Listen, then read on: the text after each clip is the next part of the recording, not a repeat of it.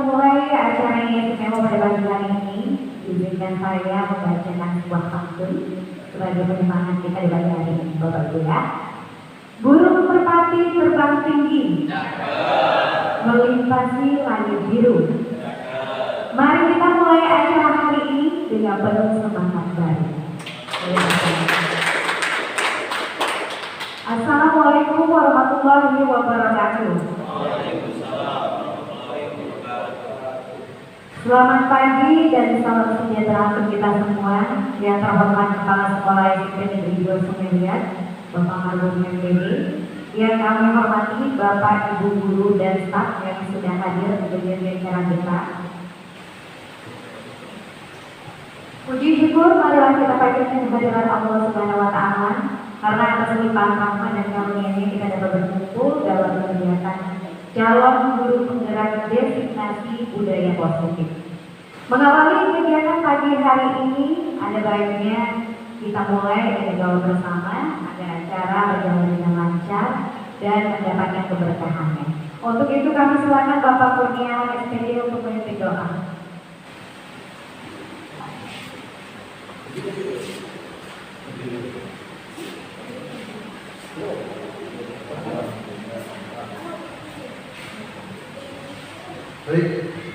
Baik, bismillahirrahmanirrahim. Assalamualaikum warahmatullahi wabarakatuh. Baiklah, sebelum melanjutkan kegiatan kita, acara kita pada pagi hari ini, mari kita mengangkat kedua tangan kita, menadahkan kedua tangan kita, berdoa kepada Allah Subhanahu wa taala.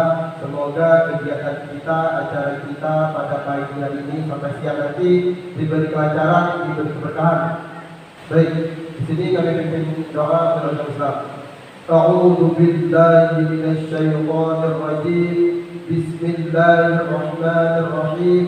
Hamdasy syakirin, hamdan na'imin, hamdan yuwafi wa huwa yukafi'u mazidah. Ya Rabbana lakal hamdu kama yanbaghi li jalali wajhikal karim wa 'azimi sultanik. Allahumma salli wa sallim wa barik ala sayyidina Muhammad wa ala ali sayyidina Muhammad salatan tunjina biha min jami'il ahwali wal afat wa taqdi lana ya Allah jami'il hajat wa tutahhiruna biha min jami'is sayyi'at wa tarfa'una biha indaka 'ala darajat wa tuballighna biha aqsal ghayat min jami'il khairat fil hayati wa ba'dal mamat innahu sami'un qarib mujibud da'wati wa yaqdiyal hajat. Allahumma fir lana dhunubana wa liwalidina warhamhum kama rabbayani shighara wa li jami'il mu'minina wal mu'minat wal muslimina wal muslimat al ahya'i minhum wal amwat bi rahmatika ya arhamar rahimin. Allahumma arina al-haqqa haqqan warzuqna ittiba'ah wa arina al-batila batilan warzuqna ijtinabah. Allahumma qfini bihalalika haramika wa aghnini bifadlika 'amman siwak. Allahumma inni as'aluka 'ilman nafi'an wa rizqan thayyiban wa 'amalan mutaqabbalan. Ya muqallibal qulub tsabbit qalbi 'ala dinik wa 'ala ta'atik. Hasbunallahu wa ni'mal wakeel, ni'mal mawla wa ni'man nasir. La haula wa la quwwata illa billah. Ya Allah, ya Tuhan kami, pada pagi yang berbahagia ini kami berkumpul di ruangan ini dalam melaksanakan kegiatan praktek baik dalam rangka mengembangkan calon guru penggerak. Ya Allah, kami mohon kepadamu, limpahkanlah rahmat dan hidayah-Mu kepada kami semua. Ya Allah, jadikanlah kegiatan ini bermanfaat bagi kami dan bagi pendidikan bangsa ini. Ya Allah, berikanlah kemudahan dalam setiap langkah yang kami ambil dan jauhkanlah kami dari segala hambatan dan kesulitan.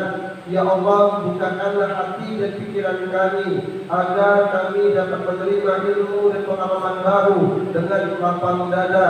Ya Allah, jadikanlah kami sebagai guru-guru yang mampu menginspirasi dan membawa perubahan yang positif bagi anak-anak didik kami.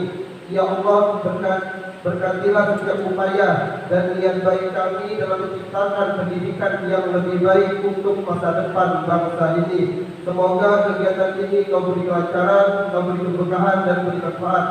اللهم إنا نسألك سلامة في الدين وعافية في الجسد وزيادة في العلم وبركة في الرزق وتوبة قبل الموت ورحمة عند الموت ومغفرة بعد الموت. اللهم هون علينا في سكرة الموت والنجاة من النار والعفو عند الحساب. ربنا لا تزغ قلوبنا بعد إذ هديتنا وهب لنا من لدنك رحمة إنك أنت الوهاب. ربنا ظلمنا أنفسنا وإن لم تغفر لنا وترحمنا لنكونن من الخاسرين. ربنا آتنا في الدنيا حسنة وفي الآخرة حسنة وقنا عذاب النار. وصلى الله على سيدنا محمد وعلى آله وصحبه أجمعين. سبحان ربك رب العزة عما يصفون وسلام على المرسلين والحمد لله رب العالمين. Wassalamualaikum warahmatullahi wabarakatuh. Baik, terima kasih atas doa yang telah dipanjatkan. Semoga acara kita hari ini berbaik dan memberikan manfaat bagi kita semua. Amin. Selanjutnya, untuk memulai acara hari ini, mari kita bersama-sama menyanyikan lagu Bangsa Indonesia Raya. Untuk itu, Bapak Ibu guru dan staf kami mohon untuk berdiri.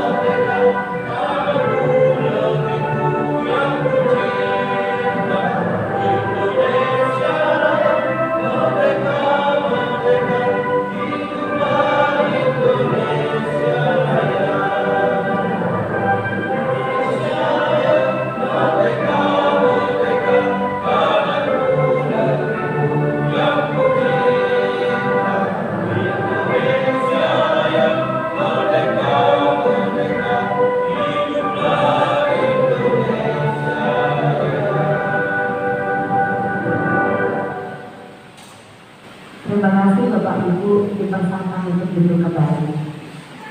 Selanjutnya mari kita dengarkan sambutan dari Kepala Sekolah SMP Negeri 2 Sumeria kepada yang terhormat Bapak Kadua SPG. Kami silakan.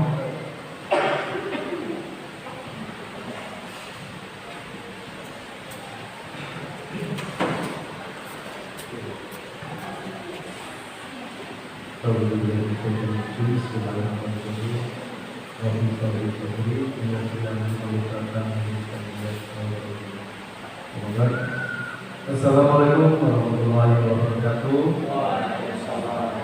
Yang dihormati wakil Sarpras, yang dihormati Bapak Ibu guru, ini terutama yang mau mengadakan destinasi untuk Pak Aryo, jadi luar biasa hari ini sudah bisa mengumpulkan 10 orang.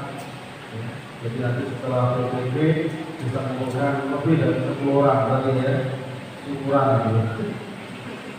Ya, jadi alhamdulillah ya, pada kita panjatkan syukur dan kita kata Allah SWT ya, setelah kita kesempatan pada pagi hari ini kita bisa berkumpul bersama-sama di luar rumah. Jadi kita menghadiri kegiatan Pak Aryo dalam rangka destinasi fotografi praktek Baik. Nah, dengan harapan ya, kalau kita sudah dideterminasikan, artinya sudah ada yang telah dilakukan oleh Pak Aryo. Sehingga nantinya apa yang disampaikan itu merupakan pengalaman dari Pak Aryo untuk bisa kita teladani. Mungkin teladannya kalau nggak bisa 100%, ya 90%. Yang bisa 90%, 80%. Yang jelas teladaninya nantinya yang baik-baik.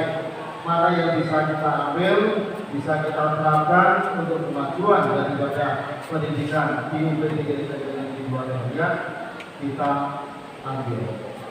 Kemudian juga apabila nantinya masih memerlukan kolaborasi daripada hasil desiminasi ini, maka Pak Ade jangan sekalian nantinya coba kira-kira dalam desiminasi nanti mereka ini masih ada kerjasama apa-apanya, silakan nanti. Kita dukung yang jelas ya. Jadi kita dukung Pak Rio sampai selesai meetingnya. Dan nanti harapan kita semuanya Pak Rio lulus. Tidak ada lagi yang ya. Jadi kalau sudah didukung baik oleh istrinya, oleh guru-guru yang ada di sini, staf PU, termasuk para sekolah dan wakilnya, insya Allah nanti akan bisa mencapai hasil yang terbaik. Kemudian juga dalam desiminasi ini ada yang perlu Bapak harapkan pada kita semuanya. Jadi semuanya ya kita ini bisa berbagi. Jadi kita semua bisa berbagi. Lebih bagus kita punya sedikit kita bagikan, punya ilmu sedikit kita bagikan daripada kita punya ilmu banyak kita pendam. Jangan untuk diri sendiri. Oh, saya bisa ini kok. Masa kemarin Pak Abi juga sudah mempraktekkan, ya, mendesiminasikan praktek baiknya di Hotel Tanjung Sultan. Ya Pak Abi ya, iya, bagus ya, udah 7 sekolah yang mengikuti. Itu luar biasa. Jadi hari ini Pak Abi baru berpulang. Nanti habis ini bisa bangga ya, dan ada semua di dalam saya dua sekolah. Jadi bisa seperti Pak Abi nanti kita akan keluarga. Yang jelas ilmu yang sedikit kalau kita amalkan, kita bagikan, ilmu tersebut akan berkembang. Kita menanam batang ya. Nanti kalau berbuah, setelah berbuah nanti pasti akan tumbuh tanaman-tanaman yang baru lagi. Seperti itulah kira-kira ilmu yang akan dibagikan oleh Pak Aryo nanti. Begitu pula nanti dengan adanya ilmu tersebut, ilmu merupakan salah satu ya, bagian daripada kehidupan kita sebagai orang Muslim. Itu yang bisa mendapatkan pahala yang bisa diambil secara terus-menerus, secara terus-menerus. Dianggap sebagai amal dari ibadah. Maka dengan demikian kita punya ilmu kita bagikan, kita punya ilmu banyak lebih kali kita bagikan. Mudah-mudahan nanti amal saya pahala itu terus mengalir pada diri kita semuanya. Dan mudah-mudahan nanti destinasi ini bisa berjalan dengan lancar dari awal sampai akhir. Saja untuk bersampaikan selamat melaksanakan destinasi banyak. Mudah-mudahan bisa lancar dan cukup ya. Jadi semuanya kita akan perlu punya ilmunya seperti yang Pak Aryo punya. Jadi Pak Aryo yang paling pintar di sini. Ya, itu aja dan kita semuanya tidak akan menjatuhkan dan menggurui daripada Pak Aryo. Kita semuanya di sini harus belajar. Sedikit saja kalau bisa menyampaikan itu harus kita hargai. Itu aja yang perlu saya sampaikan. Dan kurangnya Bapak maaf. Kepada Allah Subhanahu wa taala. Wassalamualaikum warahmatullahi wabarakatuh. Terima kasih Bapak Mardhana sudah menyampaikan sambutannya. Semoga apa yang disampaikan oleh Bapak Mardhana bisa menjadi motivasi untuk kita semua. Selanjutnya kita akan dengarkan penyampaian visi misi budaya positif oleh Bapak Aryo Bundel sebagai calon gubernur. Silakan Bapak Aryo.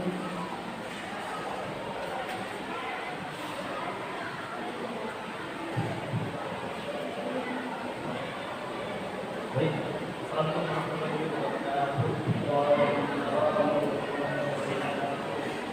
Terima kasih Bapak Ibu sudah hadir di kegiatan masing-masing budaya positif. Di sini designasi virus ini adalah salah satu tugas dari DJC modul 1.4. Ini modul terakhir dari 1. Jadi nanti masih ada modul-modul yang lain. Jadi kita bertahap agar diselesaikan. Nah, sebelum memasuki materi, destinasi positif ini seringkali sudah kita laksanakan di sekolah kita. Yang pertama itu mulai dari salam, gitu kan? Oke, silakan.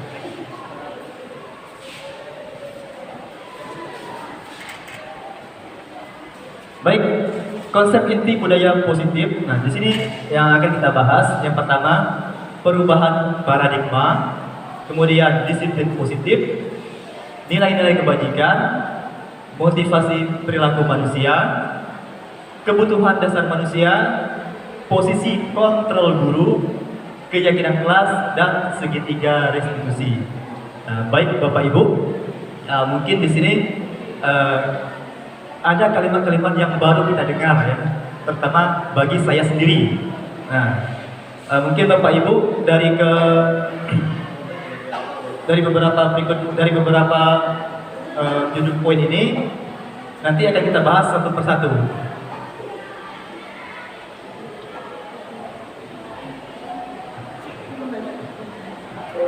Baik, kita mulai dari perubahan paradigma. Nah, di sini adalah simulasi kepelantangan. Jadi saya minta tolong pada Bapak Ibu untuk mengepalkan tangannya. Nah, mengepal tangannya. Nanti teman Bapak Ibu yang sebelahnya akan mencoba untuk membuka kepalan tersebut. Nah, boleh dengan cara membujuk, mengancam, menghardik, merayu, menyuap, apa saja agar dapat membuka kepalan tersebut. Nah, anggap saja yang Bapak Ibu kepal adalah sesuatu yang berharga bagi Bapak Ibu. Nah, sesuatu yang berharga. Jadi Bapak Ibu di sebelahnya akan mencoba, silakan ya. Nah. Boleh, ya itu aja. Nanti tuliskan di kertas apa yang paling berharga bagi Bapak Ibu. Ya, entah itu HP, ya boleh.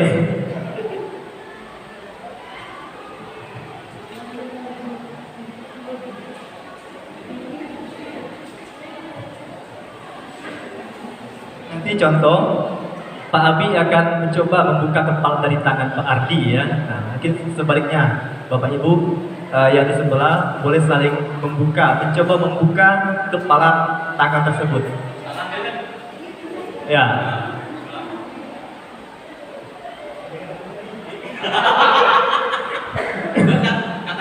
Ya, ini simulasi kepala tangan. Boleh dengan cara mengancam, menghardik, merayu, menyuap, apa saja. Nah, ini hanya simulasi ya.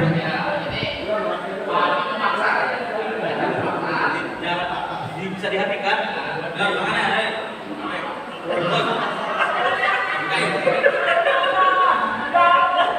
Ya, ya.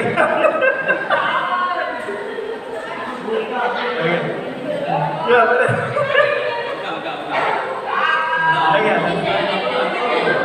Boleh dengan cara dirayu, boleh dirayu. Ya, dirayu boleh ya. Dirayu boleh. Silakan Firman Desta.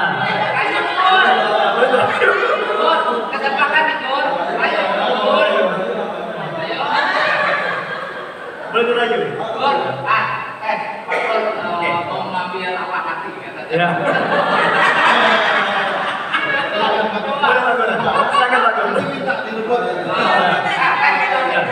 Silakan lakukan. Oh iya, simulasi ke depan.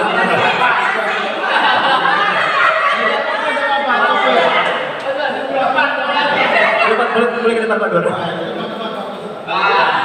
Siapa nih? Yang boleh berani.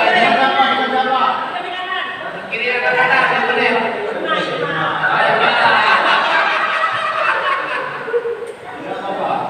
Ayo, oh, pegang Pak. Saya pegang Pak. Tunjukkan dirimu. Boleh dengan cara membujuk atau ya mengancam, adik, merayu, menyuap. Ya. Boleh. Cepetan. Ayo, Pak. Iloman.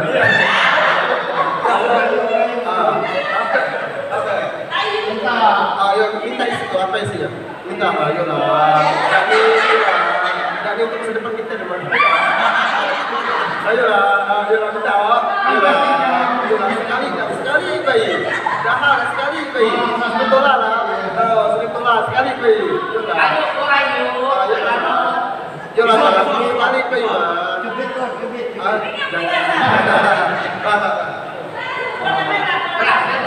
Baik. Sampai dapat Pak. Oke. Baik, terima kasih Pak Guru Rumah ya. Baik, di sini Bapak Ibu semuanya punya keyakinan atau harapan yang tidak mudah untuk diambil oleh orang lain, ya. Itu adalah yang paling berharga bagi kita sendiri.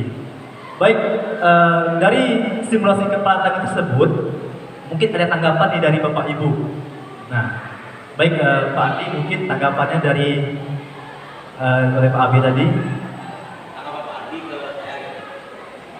Ya, dari Pak Andi dulu. Oke, terima kasih Pak Rio waktunya.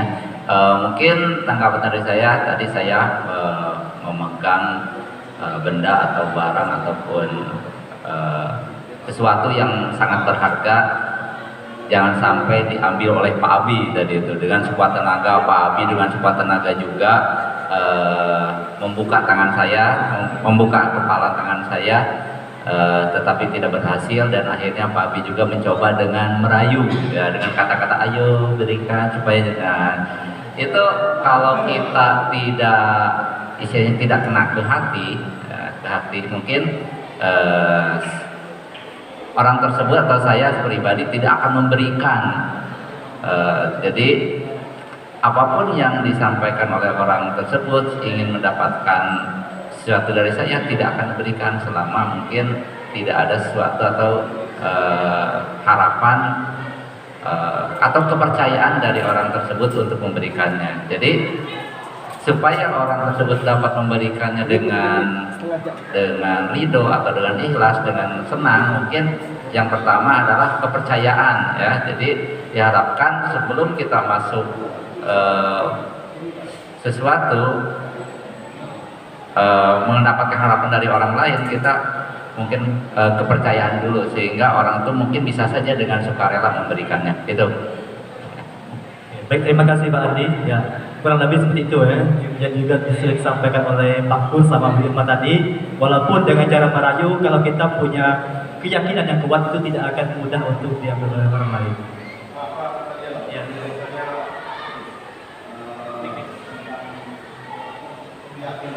Ya, silakan. Ya, Bapak.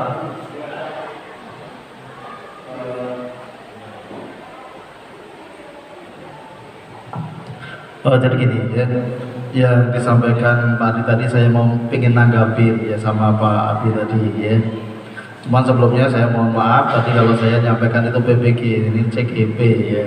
Ya, jadi mohon maaf dulu.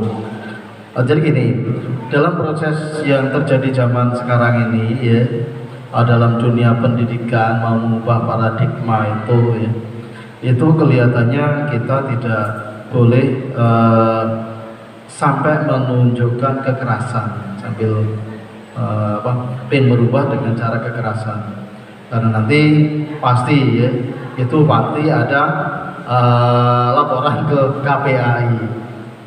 Hanya pengalaman kemarin kita aja lah, hanya ngomong cobalah kalau misalkan nggak bisa itu kan punya KIP, itu lapornya sudah bilangnya dimiskinkan. Jadi susah kita nih, KPAI sudah buat surat kemarin. Sehingga nanti kalau bisa yang option ya, mengubah paradigma yang dengan kekerasan, dengan kalimat-kalimat kasar itu tidak usah dilakukan, kecuali memang itu di luar pendidikan, silahkan ya. Kalau di luar pendidikan no problem ya. Tapi kalau dalam dunia pendidikan nanti yang option mengancam, menghardik ya, menyuap itu dibuang. Nah, tinggal nanti cara membujuk ya. Biasa kita tuh membujuk itulah yang utama tuh. Ya dibujuk anak-anak, kemudian bisa diiming-imingin ya, biar nantinya oh kamu nih kalau nilai bagus nanti bapak kasih apa gitu ya. Iya. Jadi seperti itu. Jadi mengubah paradigma ya. Sehingga yang option mengancam, menghardik, menyuap itu nggak usah dimunculkan lah ya. Itu sebenarnya itu cara-cara yang tidak mendidik dalam dunia pendidikan. Meskipun itu dimunculkan, itu sebenarnya kalimat yang tidak benar itu ya. Kita diajarin boleh dengan mengancam, menghardik, menyuap. Padahal kalau kita melakukan itu sudah habis kita. Sehingga yang mau menyuruh itu berbuat paradigma nanti ya berilah masukan. Ngapain buat seperti ini? Harusnya tidak usah itu. Itu aja ya. Ya, terima kasih. Ya. Baik, terima kasih Pak Margono atas masukannya. Ya. Kemudian Pak Gur ingin bertanggapan tentang tadi sudah cukup. Ada lagi Bapak Ibu yang ingin menambahkan? Ya, pas ya. Ya, baik, lanjut. Nah di sini konsepsi teori kontrol, miskonsepsi teori kontrol. Ilusi bahwa guru dapat mengontrol murid. Ya, itu yang pertama. Kedua, ilusi bahwa kritik dan membuat rasa bersalah mampu menguatkan karakter. Nah, ilusi bahwa semua penguatan positif efektif dan bermanfaat. Ilusi bahwa orang dewasa berhak memaksa. Tadi sudah disampaikan dari simulasi kepala tangan tersebut, apa yang kita mencoba untuk membuka telapak tangan teman kita tadi itu hanya sebuah ilusi. Kemudian ilusi bahwa guru dapat mengontrol murid. Nah, kita punya ilusi bahwa kita dapat mengontrol murid. Misalkan, contoh ini ya. Coba kamu tolong bawa ini, atau coba tolong kamu kerjakan ini. Nah, itu hanya ilusi sebenarnya. Kemudian kritik dan membuat rasa bersalah mampu menguatkan karakter. Nah, misalkan contoh, ayo tolong bantu bapak, nah gitu. Sebenarnya dengan kata minta tolong tersebut, memang ada sebagian anak yang mampu menguatkan karakter, tetapi di balik itu ada juga itu hanya sebuah ilusi saja. Oke. Nah, kemudian perubahan paradigma. Siapa sesungguhnya yang memiliki kontrol? Yang di sini ini stimulus respon, kemudian di sampingnya ada teori kontrol. Untuk stimulus respon, yang pertama kebutuhan kita sama. Untuk teori kontrol, kebutuhan kita berbeda. Jadi ini perbedaannya Bapak Ibu ya. Semua orang melihat yang sama. Kita mencoba mengubah orang agar berpandangan sama dengan kita. Nah, perilaku buruk dilihat sebagai suatu kesalahan. Ini sering terjadi Bapak Ibu ya. Orang lain bisa mengontrol saya bisa mengontrol orang lain. Pemaksaan ada pada saat bujukan gagal. Yang terakhir, model berpikirnya itu menang atau kalah. Sedangkan untuk di stimulus teori kontrol, setiap orang memiliki gambaran yang berbeda. Kita berusaha memahami pandangan orang lain tentang dunia. Semua perilaku memiliki tujuan. Hanya Anda yang bisa mengontrol diri Anda. Anda tidak bisa mengontrol orang lain. Kolaborasi dan konsensus atau kesepakatan bersama menciptakan pilihan-pilihan baru. Yang terakhir, model berpikirnya menang dan menang. Jadi itu perbedaan stimulus dengan teori kontrol. Oke, Bu ya. Nah, disiplin. Kita sering mendengar kata disiplin. Benar Pak Gun? Sering mendengar kata disiplin? Nah, disiplin. Nah, jadi di sini disiplin itu apa? Ya, Pak Abi. Disiplin itu apa, Pak Abi? Disiplin itu Menurut Pak Abi. adalah menyesuaikan diri kita sesuai pada tempat. Oke. Pak Gur, disiplin? Kontrol tentang? Oke, ada lagi Bapak Ibu yang ingin menambahkan? Disiplin itu apa?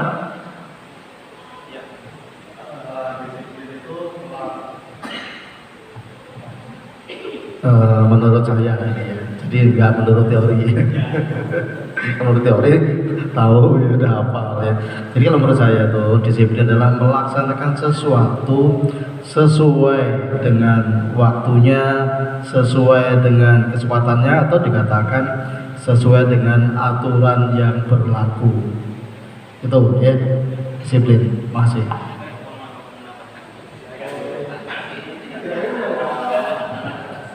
Tes 1 2 3. Aduh, kebesaran. Baik, Bapak Ibu, setahu saya disiplin itu adalah menyesuaikan diri pada tempatnya. Cuman kuncinya ada satu, ada di konsistensi. Jadi saya punya sepupu, dia seorang bisnismen. Dia bekerja dari di mana saja dan kapan saja. Cuman dia punya kedisiplinan. Dia tidak punya bos karena dia bos. Dia memiliki kedisiplinan seperti ini. Saya bekerja dari jam 10 sampai jam 12. Jam 12 saya istirahat hingga jam 1. Jam 1 saya bekerja sampai jam 3. Jam 3 hingga jam 4 saya beristirahat. Jam 4 hingga jam 6 bekerja lagi. Habis itu jam 6 hingga jam 7 saya istirahat. Jam 6 menunggu sampai Isya, sekitar jam 7 hingga jam 10 dia bekerja lagi. Jadi siklus bekerjanya itu terus seperti itu dari Senin hingga Minggu. Tergantung dengan kesepakatan dirinya kepada dirinya sendiri, itu ada hari liburnya, entah itu di Sabtu ataupun Minggu. Nah, itulah yang maksud saya sebagai menyesuaikan diri pada tempatnya dengan konsistensi dan kesepakatan terhadap dirinya maupun dengan orang lain, begitu Bapak Ibu. Ada lagi Bapak Ibu yang ingin menambahkan?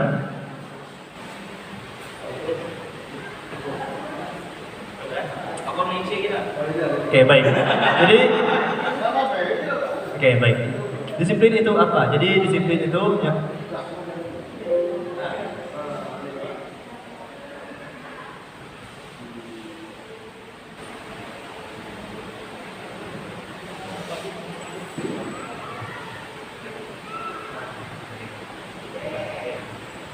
Nah, disiplin berasal dari kata bahasa Latin yaitu disiplina, yang artinya belajar. Makna asal dari kata ini berkoordinasi dengan disiplin dari murid-murid Socrates dan Plato. Nah, disiplin diri membuat orang menggali potensinya menuju sebuah tujuan apa yang dia hargai. Oke. Namun dalam budaya kita, makna kata disiplin telah berubah menjadi sesuatu yang dilakukan seseorang pada orang lain untuk mendapatkan kepatuhan. Kecenderungan umum adalah menghubungkan kata disiplin dengan ketidaknyamanan, bukan dengan apa yang kita hargai atau mencapai sesuatu tujuan mulia. Jadi itu adalah disiplin. Ya. Nah, disiplin positif merupakan salah satu cara penerapan disiplin yang bertujuan untuk menumbuhkan kesadaran serta memperdayakan murid-murid tanpa imbalan atau penghargaan, ancaman atau hukuman. Jadi tujuan kita sebagai guru pendidik ya adalah menciptakan anak-anak yang memiliki disiplin diri sehingga mereka bisa berperilaku dengan mengacu pada nilai-nilai kebajikan yang mereka yakini dan memiliki motivasi internal dalam merubah perilaku ke arah yang lebih baik. Nah, jadi inilah maksud disiplin yang sebenarnya. Oke. Nah, nilai-nilai kebajikan universal. Nilai-nilai kebajikan adalah sifat-sifat positif manusia yang merupakan tujuan mulia yang ingin dicapai setiap individu. Nilai-nilai tersebut bersifat universal dan lintas bahasa, suku bangsa, agama maupun latar belakang. Nah, Di sini ada nilai kebajikan universal. Yang profil pelajar Pancasila. Yang pertama, beriman, bertakwa kepada Tuhan Yang Maha Esa dan berakhlak mulia. Kedua, berkebinekaan global. Tiga, gotong royong. Empat, mandiri, kreatif dan bernalar kritis. Ya. Di sini menurut Ibo Primary Years Program PYP, ya. Yang pertama rasa hormat, kemudian integritas, mandiri, menghargai, antusias, empati, keingintahuan, kreativitas, kerjasama, percaya diri dan komitmen. Itu menurut Ibo Primary Years Program PYP. Di sini ada 9 pilar karakter nilai-nilai kebajikan universal. Yang pertama, cinta Tuhan dan segenap ciptaannya. Nah, kita sebagai makhluk hidup itu mencintai Tuhan kita yang esa dan semua makhluk ciptaannya. Kedua, kemandirian dan tanggung jawab. Tiga, kejujuran dan diplomatis. Empat, hemat dan santun dermawan. Suka menolong dan gotong royong, percaya diri, kreatif dan bekerja keras, kepemimpinan dan keadilan, baik dan rendah hati, terakhir toleransi, kedamaian dan kesatuan. Oke, sekarang kita ice breaking. Silakan Bapak Ibu katanya.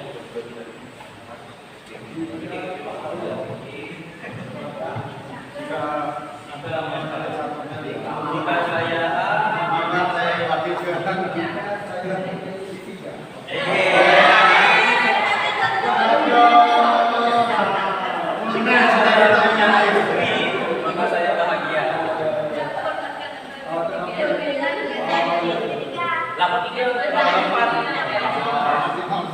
Oke, baik.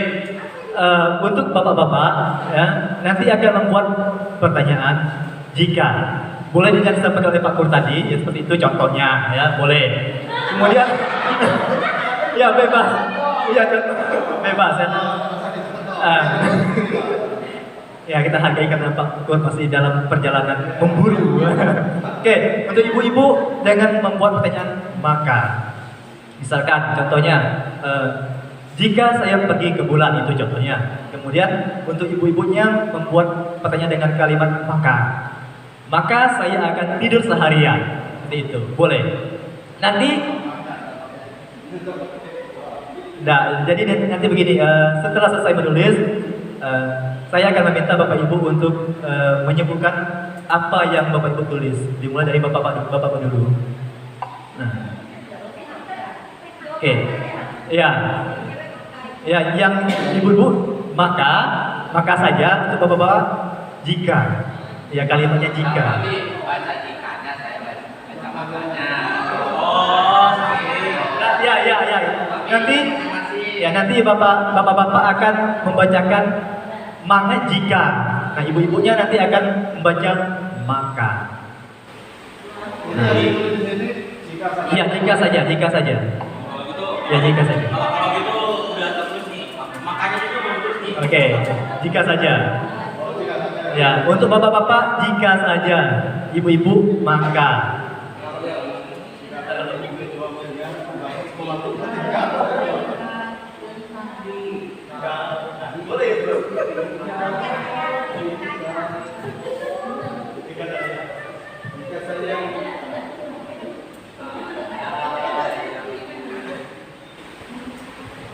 Bapak cukup jika saja.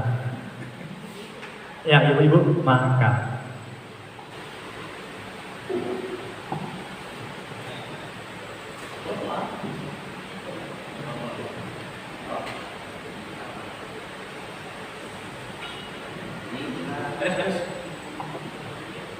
Sudah Bapak Ibu? Oke, belum.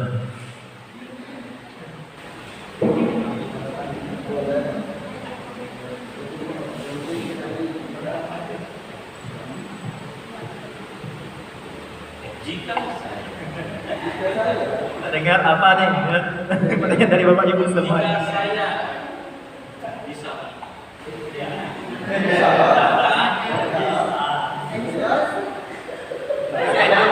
Lima. terus ngapain tiga tadi? Ngapain tiga tadi? Sudah? Sudah. Oke. Baik, untuk Bapak-bapak dulu nih, siapa yang mau membaca? Ya, Pak Kur ya? Ya, boleh Pak Kur. Ya, Pak Ketus ya.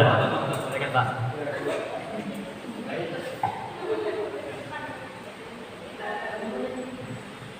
Iya, yang saya tulis ya.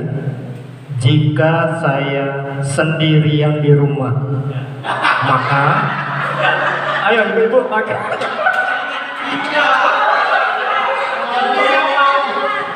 Oke, ibu-ibu ya silakan ibu. Udah beda, udah beda.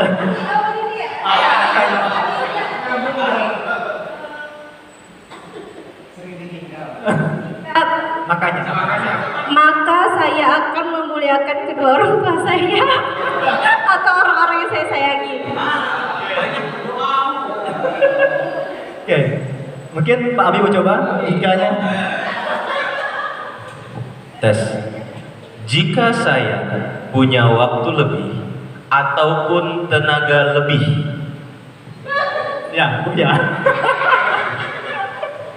Maka saya akan menjadi kaya, kaya hati dan kaya ilmu.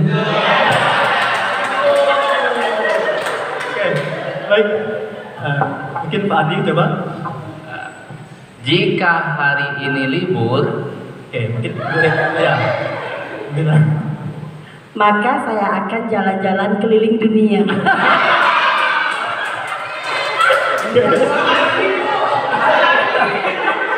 Oke, boleh. Pak Kur. Jika saya menjadi kepala sekolah, Mungkin boleh nih. Maka saya akan jalan-jalan bersama keluarga.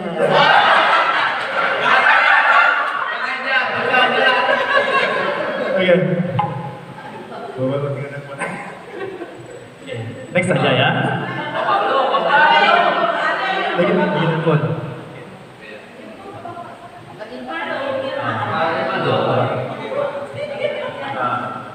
Hikanya saja lah.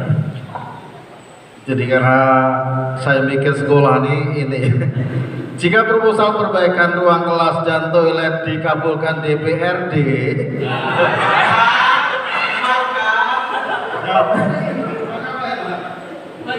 Maka saya akan menjadi istri BTS. Apa salahnya udah?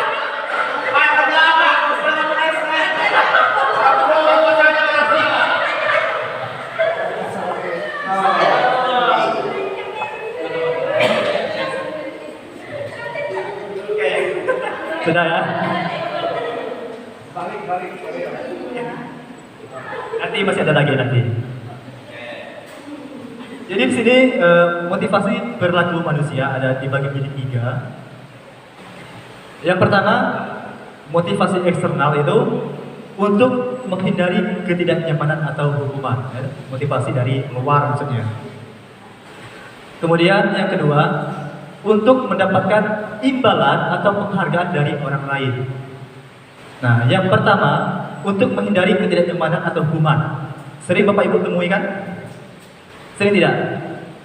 Misalkan contoh, ini contoh saya, ketika saya memanggil sebut saja namanya Raka, coba panggil Raka untuk temui Bapak.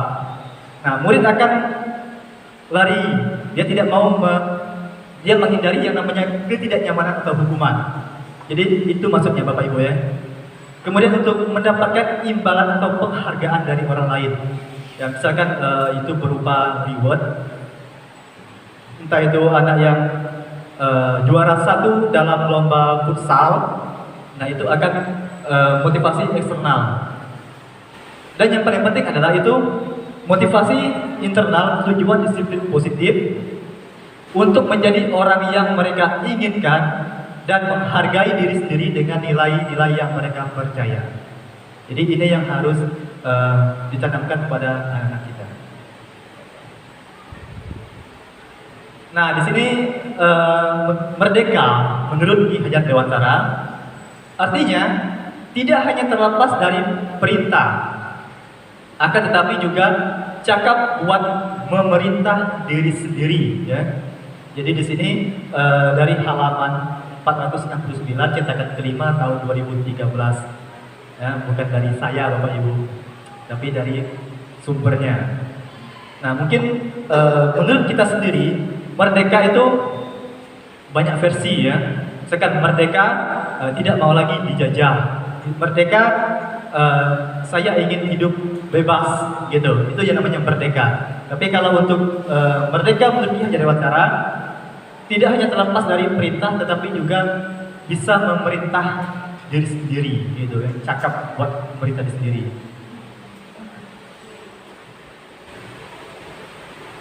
Nah, di sini apa perbedaan hukuman, konsekuensi dan restitusi? Kita pernah mendengar kata hukuman, konsekuensi, ya. Nah, restitusi baru kan Bapak Ibu?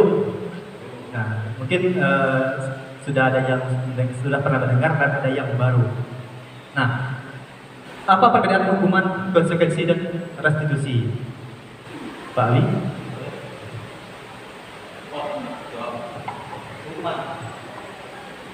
Oke, berarti tadi hukuman, konsekuensi dan restitusi. Kalau misalkan hukuman itu berarti dia sudah memiliki peraturan yang sudah berlaku, dan kalau misalkan konsekuensi berarti jika kita tidak melaksanakan hukum tersebut.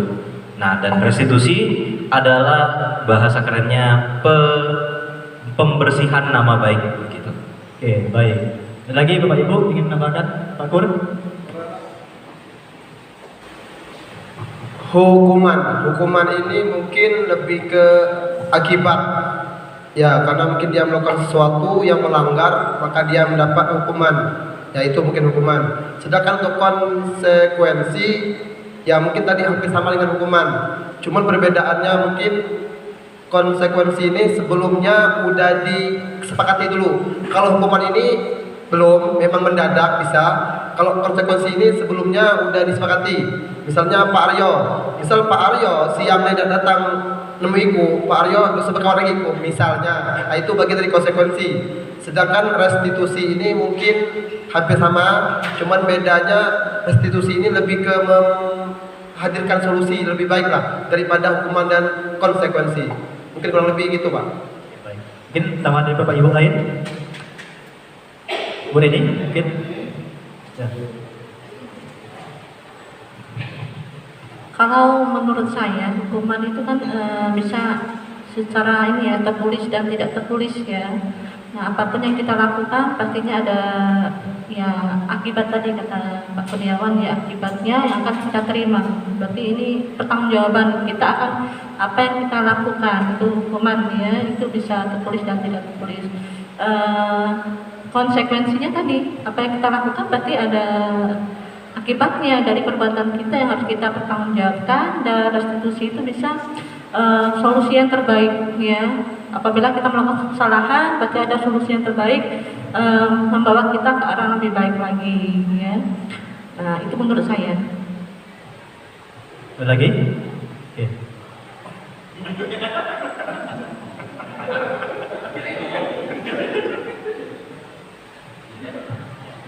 Oke, baik.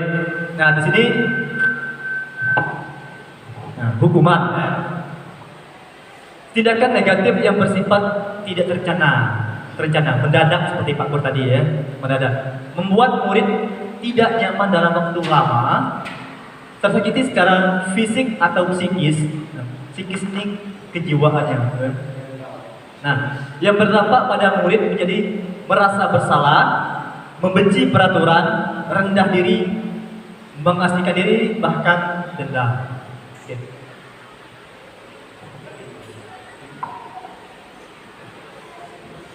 Baik, di sini ada video, nanti tolong Bapak Ibu berikan tanggapan, ya.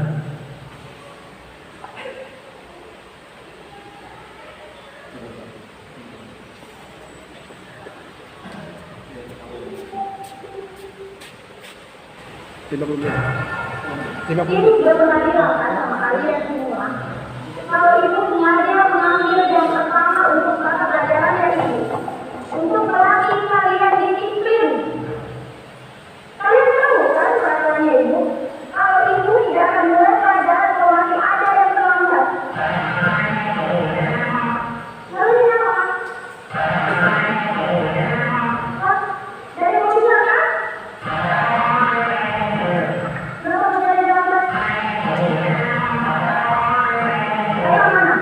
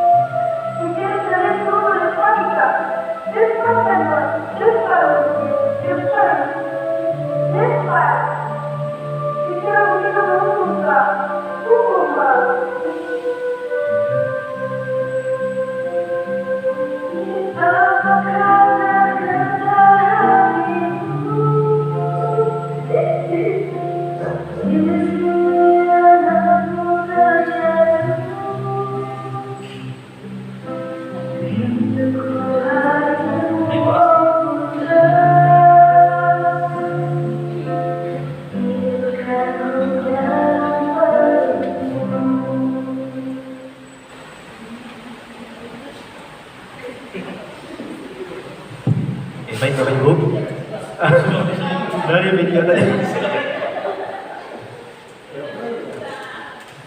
Baik, dari video tadi yang sudah ditampilkan, mohon Bapak Ibu untuk memberikan tanggapan Bapak Ibu tentang video tersebut.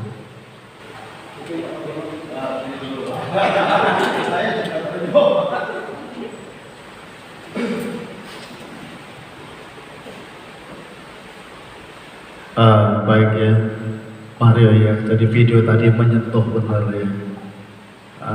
Cuma di sini yang pertama yang perlu Bapak sampaikan, mohon untuk sikap guru yang ada di video tersebut yang pertama-tama itu jangan ditiru. Bagaimanapun juga kalau kita mau menyalahkan orang ya, mau menyalahkan ya itu harus tahu alasannya dulu. Jadi harus kita konfirmasi dulu. Sama lah misalkan ngapain, misalkan anak itu memukul kawannya, misalkan ya. Jangan langsung di justice out dulu, langsung dihakimin dulu, jangan.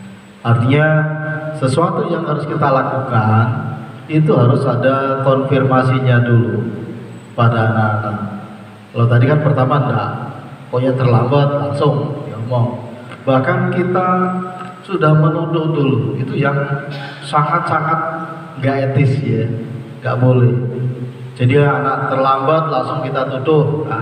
Tadi kan ada yang kedua, terlambat pas hari kedua tadi. Sehingga akhirnya menjadi ya kerugian sendirilah bagi kita sebagai seorang guru.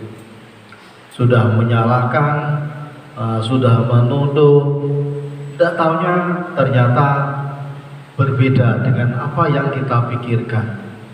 Sehingga menurut kami sebelum kita semuanya ini termasuk guru, termasuk siswa ya, melakukan sesuatu harus kita pikirkan dulu apa akibatnya yang akan kita lakukan tersebut.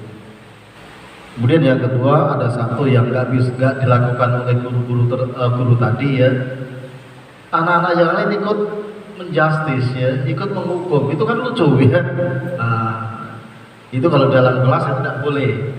Gurunya ada, kalau anak lemparin tuh ya, dibiarin. Itu sebenarnya kalau menurut saya videonya juga nggak masuk akal. Ya. Saya kan di sini tidak pernah ada yang dia. Videonya sebenarnya tidak ada anak sampai ikut melempar-lempar ya, tidak ada. Tapi nggak ada gurunya. Ya, enggak, yang tadi kan seperti itu. Ya Pak Guru ya, tidak ada kan ya. Jangan sampai kita masa guru diremehin oleh siswa ya. Jangan sampai ada seperti itu, bullying di depan mata kita biarin artinya kan ya. Itu tidak boleh sama sekali, tidak harus dilakukan dan tidak boleh dilakukan. Intinya sebelum kita berbuat, pikirkan dulu ya, benar apa enggak yang kita perbuat tadi. Dan pasti setiap perbuatan ada akibatnya, ada konsekuensi yang harus kita tanggung. Itu aja, dan mudah-mudahan apa yang dari video tadi itu menjadi pembelajaran bagi kita semuanya, termasuk bagi saya sendiri ya. Sebelum melakukan sesuatu kita pikirkan benar nggak yang kita lakukan itu nanti ya. Kemudian pasti ada konsekuensi yang harus kita terima juga. Itu aja, terima kasih. Baik, terima kasih Pak Margono atas tanggapannya. Mungkin Bapak Ibu lain, oke mari. Ya, terima kasih Pak Aryo atas waktunya. Mungkin saya menanggapi video tersebut mengenai perilaku guru dan juga siswa. Mungkin tadi di sekolah kita kalau sampai melempar itu saya sendiri tidak pernah mengalami ya. Tapi kalau ada kata-kata misalkan nyorahin mungkin sering. Nah itu karena ini juga guru ini membuka peluang untuk membuli ya. Jadi anak-anak jadi berani membuli karena dari perilaku guru tersebut. Tadi guru tidak ingin tahu dasar apa yang menyebabkan anak itu terlambat sehingga langsung menjasi. Itu adalah paradigma guru mungkin dulu guru-guru yang dulu mungkin kebanyakan seperti itu. Kalau ada terlambat udah kamu dihukum ya. Dan mungkin di sekolah ya, kita juga masih ada beberapa guru yang melakukan hal seperti itu. Misalkan anak berisik, udah saya merajuk nggak mau masuk pelajaran ya. Itu cuma beda kasus saja, tapi di sekolah kita memang masih terjadi seperti itu ya. Misalkan guru berisik terus, udah bapak ibu nggak mau masuk sampai kalian diam, atau ibu atau bapak nggak mau masuk selama kelas ini belum bersih. Mungkin sebagian anak yang tidak ingin belajar asik ya, udah nggak perlu diberesin aja, nunggu jam pelajaran selesai, bisa saja seperti itu.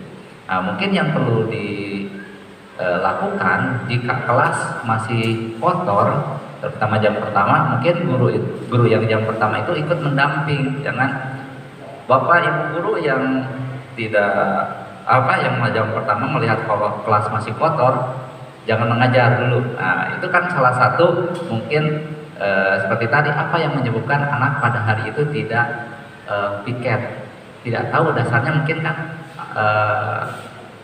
yang melatar belakangnya bisa beda-beda. Yang piket hari itu karena terlambat datang, bisa saja seperti tadi ada anggota keluarganya yang sakit kan sehingga tidak piket.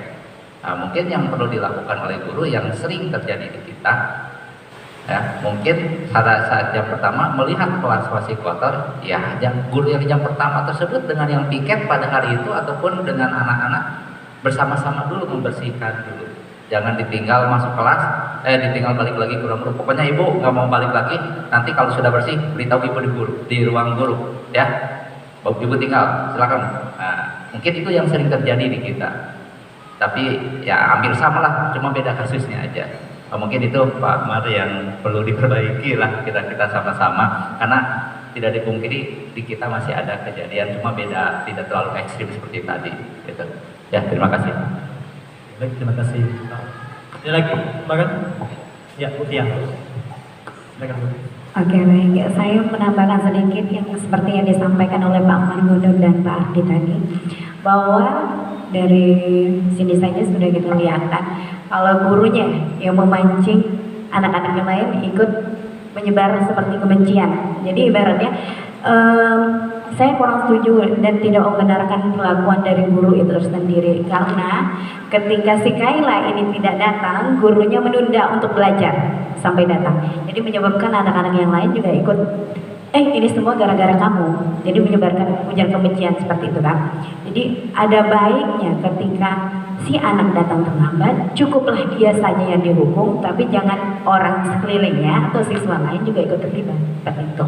Yang kedua yang saya garis bawahi dari video tersebut adalah ketika si ibu gurunya ini memanggil di hari keempat. Jadi dia hari pertama dia telat, hari kedua dia telat, dan hari ketiga dia nggak masuk. Hari keempat baru dipanggil. Dipanggil itu ada baiknya, kalau kita kan di sekolah punya BK, kenapa tidak dipanggil ke BK seperti itu ya? Kalau saya kurang setuju karena dia memanggil si Kaila di depan semua orang, karena tidak etis menurut saya ketika seorang guru itu memarahi seorang anak di depan halayak ramai. Satu, memalukan menurut saya. Itu saja Pak Aryo. Terima kasih. Terima kasih Bu Bia. Oke, baik.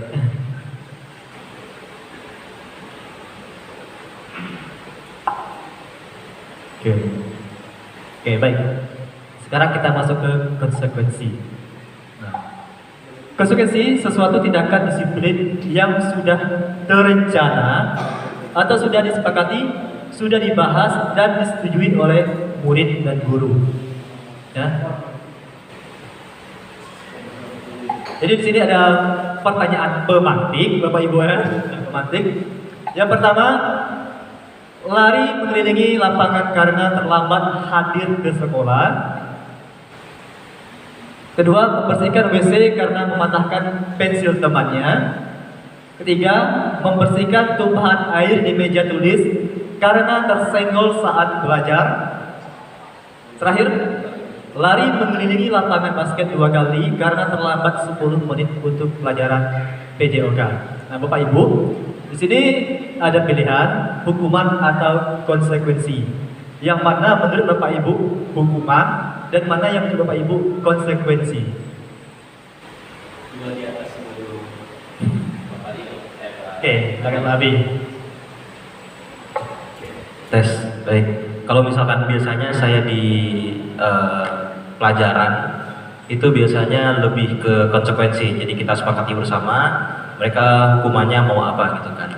Dan memang hukuman itu biasanya sudah ada peraturan yang berlaku dengan konsekuensi yang sudah tertulis. Untuk lari mengelilingi lapangan karena terlambat hadir ke sekolah itu hukuman dikarenakan banyak sekali dan dulu zaman saya SMP juga begitu. Terus membersihkan WC karena mematahkan pensil temannya. Ini terlalu ekstrim ya, karena tidak ada sangkut pautnya antara membersihkan WC dengan mematahkan pensil temannya. Kecuali si temannya itu menggantikan pensilnya gitu. Nah, untuk konsekuensi itu ada di bawahnya lagi, membersihkan tumpahan air di meja tulis karena tersenggol saat belajar. Yaitu punya koneksinya ya, karena dia tidak sengaja menumpahkan air, maka dia pun yang bertanggung jawab untuk membersihkannya. Nah, lari mengelilingi lapangan basket 2 kali karena terlambat 10 menit untuk pelajaran PJOK. Nah, ini juga punya kaitannya dan ini termasuk konsekuensi karena dia juga termasuk pelajaran PJOK dan pemanasan untuk pelajaran olahraga pun harus keliling lapangan itu kan 2 kali. Oke, baik. Tambahkan Bapak Ibu lain? Oke, baik Pak.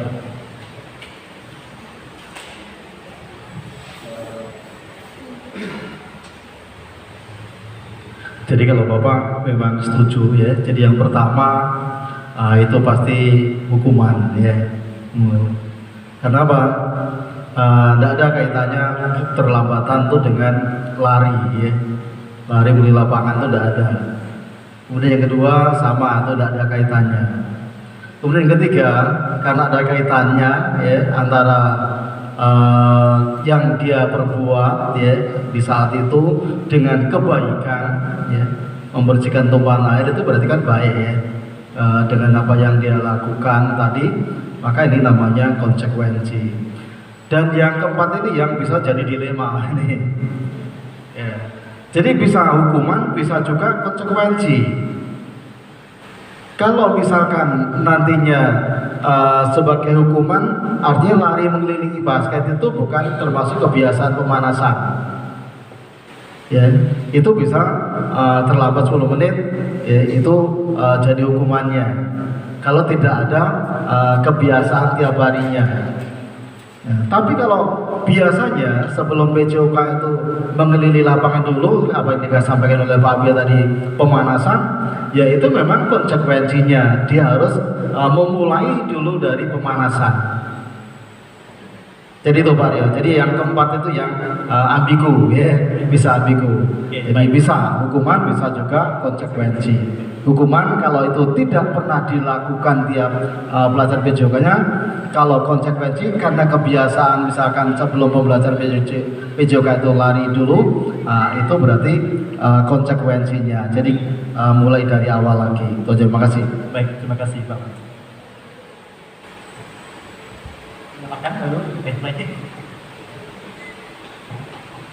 Ini mungkin menurut saya ya, kalau hukuman kan sudah jelas ya. Kalau konsekuensi itu kan kesepakatan menurut saya ya. Untuk nomor 1 itu hukuman, nomor 2 itu hukuman tidak nyambung ya. Untuk yang nomor 3 itu sesuai dengan apa yang dia lakukan itu kan, menumpahkan kesenggol pada saat belajar. Kalau dia kesenggol botol minumnya tertumpah, maka dia harus membersihkannya, nyambung ya.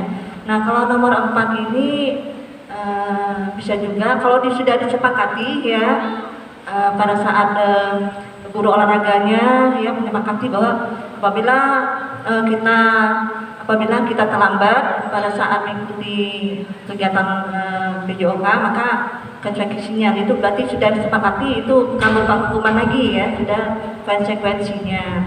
Dan jadi di sini kan kita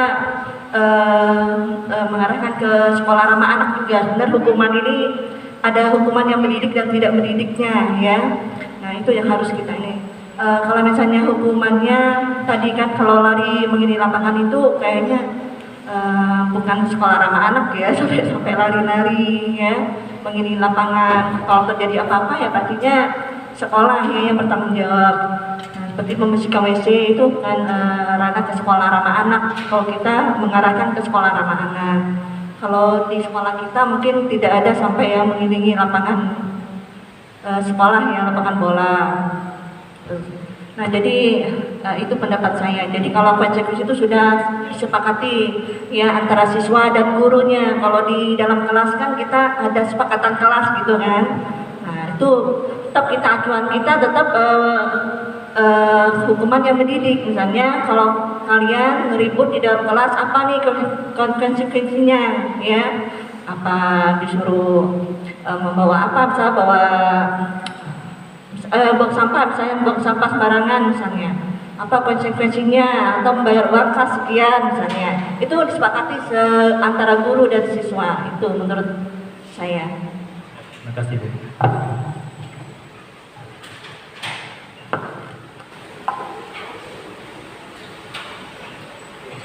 Baik, sedikit meneruskan. Untuk nomor pertama itu hukuman, kedua hukuman, ketiga konsekuensi, yang keempat konsekuensi. Jadi mengapa konsekuensi? Karena ada kesepakatan antara guru dan murid, yaitu terlambat 10 menit untuk pelajaran PJOK. Jadi iya, kesepakatan murid dan gurunya. Iya. Oke. Baik, kemudian penghargaan, dihukum oleh penghargaan. Nah, bagaimana sih penghargaan juga bisa dihukum loh ya? Bahwa penghargaan berlaku sama dengan hukuman dalam arti meminta atau membujuk seseorang melakukan sesuatu untuk memenuhi tujuan tertentu dari orang yang meminta atau membujuk. Dorongannya eksternal dan akan ada faktor ketergantungan. Beberapa dampak dari pemberian penghargaan itu menurut Alfikon tahun 1993. Kemudian di sini ada dampak dari pemberian penghargaan. Yang pertama, penghargaan merusak hubungan. Kedua, penghargaan menghukum. Tiga, penghargaan hanya sebagai motivasi ekstrinsik. Yang terakhir, penghargaan itu kurang efektif, tetapi boleh dilakukan, namun harus dilanjutkan dengan melakukan tindakan yang dapat menumbuhkan motivasi pada murid. Di sini ada perbedaan hukuman dan konsekuensi. Yang pertama, hukuman, sesuatu yang menyakitkan harus terjadi. Nah, di konsekuensi, sesuatu harus terjadi, jadi menyakitkannya dihilangkan. Nah, kemudian menghukum, membuat anak sakit fisik maupun hati untuk jangka waktu yang lama, sedangkan di konsekuensinya membuat anak merasa tidak nyaman dalam waktu pendek, berarti kebalikannya. Menghukum, anak membenci kedisiplinan. Konsekuensinya anak menghargai disiplin. Nah, hukuman, paksaan, konsekuensi, stimulus atau tanggapan. Mendorong anak menyakiti diri sendiri. Di konsekuensinya, mendorong anak agar mudah menyesuaikan diri. Hukuman, konsep diri yang buruk. Di konsekuensi, konsep diri yang baik.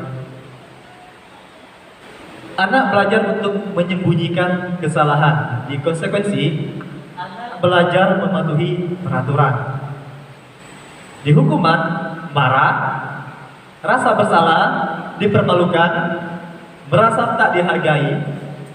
Sedangkan untuk di konsekuensi, kehilangan hak, dibuat tidak nyaman, diasingkan sementara. Jadi sini bentuk program kebajikan ya. Dalam memberikan apresiasi, pengakuan yang perlu kita ingatkan, yang pertama, beri pengakuan secara khusus. Yang kedua, pengakuan secara pribadi. Ketiga, pengakuan kepada semua murid bergantian ya. Keempat, beri pengakuan secara konsisten. Dan yang terakhir, fokus pada proses. Contoh pembukaan atau apresiasi kebajikan untuk pembuka. Kemarin saya perhatikan, ini bentuk kalimatnya. Untuk dinilai kebajikan, rasa empatimu besar sekali. Nah, dalam situasinya, pada saat menolong murid baru di kelas kita. Nah, di pembuka, saya menghargai. Untuk nilai kebajikannya, kepedulianmu. Sedangkan untuk di situasi, pada saat kamu membantu teman-temanmu tugas kelompok, dalam arti murid Bapak Ibu ya.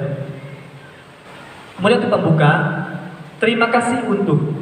Nah, dinilai kebajikannya, rasa tanggung jawabmu.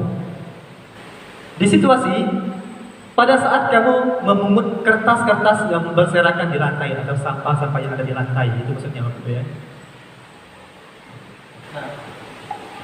Sekarang kita masuk ke restitusi. Baik, sebelum restitusi, kita ice breaking dulu Bapak Ibu. Ya.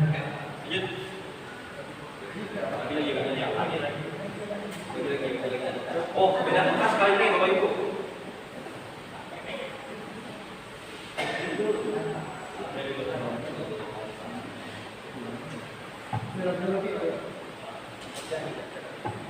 Yang penting kita terang dari sejarah.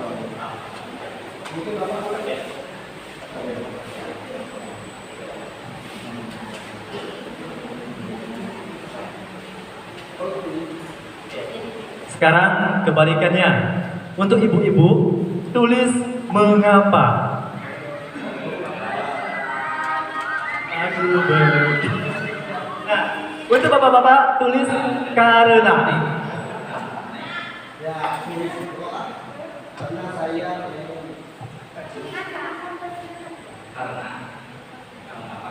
Ya, untuk ibu-ibu, mengapa.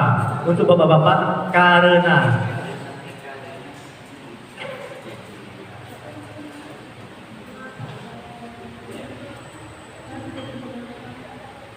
Ibu mengapa, bapak karena.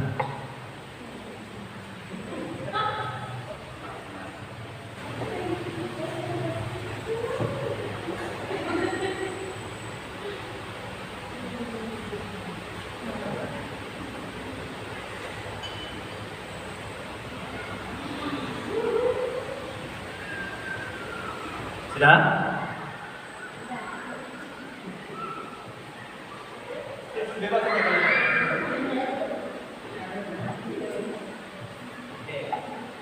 Sudah? Oke, baik. Untuk ibu-ibu duluan. Nah. Oke.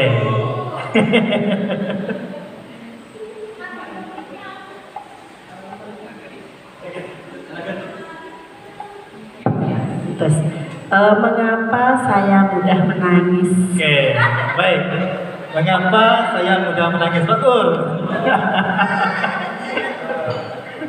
karena saya sedang memperbaiki diri untuk menjadi pribadi yang lebih baik lagi.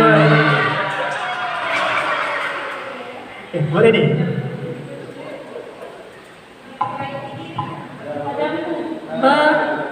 Mengapa fisikku lelah sekali di saat pulang jam 3?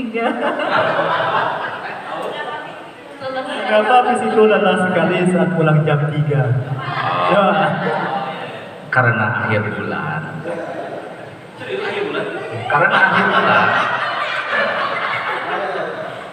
Oke, silakan Bu Irma. Mengapa bintang bersinar? Mengapa bintang bersinar? Pak Abi. Karena prinsip belajar itu dari mana saja, kapan saja, di mana saja hingga akhir hayat. Oke, Bu Deta. Mengapa di jam terakhir anak-anak sering mengantuk di kelas dan tidak konsentrasi belajar? Karena kita harus mentaati dan menjadi yang terbaik di depan semua orang.